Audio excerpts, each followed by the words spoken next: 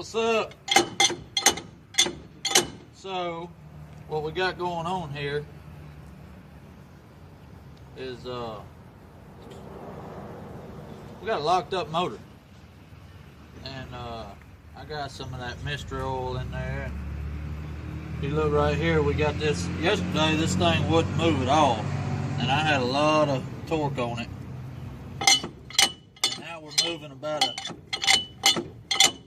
about an eighth of an inch. But anyhow, you're not supposed to do that. You're not supposed to put too much torque on there. You can break the rings, and you don't want to break the rings. Where are you going?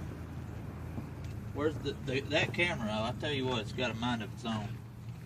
But anyhow, this here is a 235 industrial straight 6,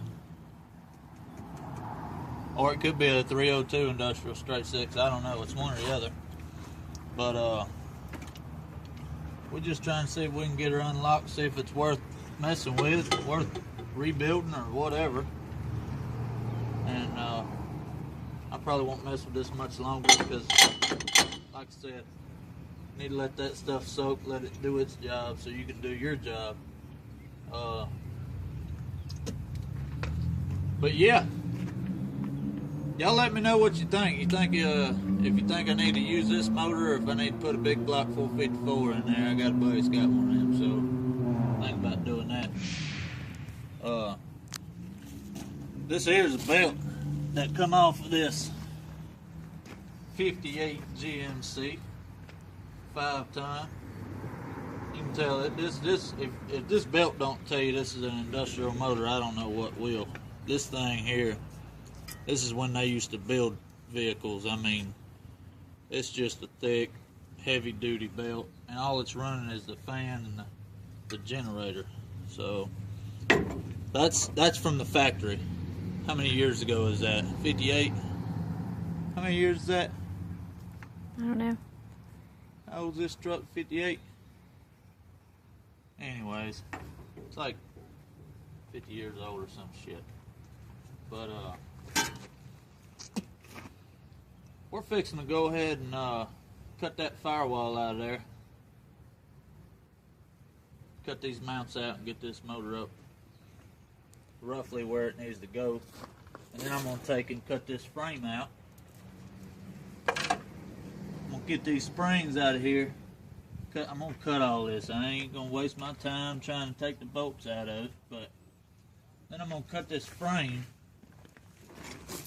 Something like that, you know, like a horseshoe, where this axle will come up. Now, I'm not going to leave it like that because, of course, this ain't going to be strong enough. Even though it is, you know, 1/4 inch steel plate, it's just not going to be strong enough. So, really what I want to do is I just want to get this thing to where I can get a good ride height on it. And then I can go from there. I can reinforce everything. If I need to build something, I'll build it. But I got to get this motor up. I got to get this cut. Got to get this stuff out. Got to get all that up. Get it sitting right. And level it out. And then I'll start building everything I need to build from there. So, this is pretty much the dirty work. Y'all stay tuned for the next one. Show y'all a couple things on this. This is a 302 industrial straight 6, and the reason I know that is because I've seen this plate on the side of the motor there. This plate unbolts all the way across here, and what this is your valve train in here. This is your rockers and all that up here, but this is your valve train. That's a way to know that this is a 302. And check out this these old school fuel bowls. Yeah, they used to make these out of glass. And you can see your filter and your fuel and all, which of course that's gonna have to be changed. You know, it's got the old point setup distributor. We'll get this thing unseized and we'll start messing with all that later. But yeah, I just wanted y'all to see that plate on the side of this motor. You know, it bolts all the way across. That's a good way to know that this is a 302 industrial straight six. And if you can't, I mean, you can tell it's industrial just by the pure, the size of it. Look how deep it is, you know. Your normal, like, 200 straight six, something like that, whatever, something you'd see in a car, or old 70s Chevys, you know, stuff like that.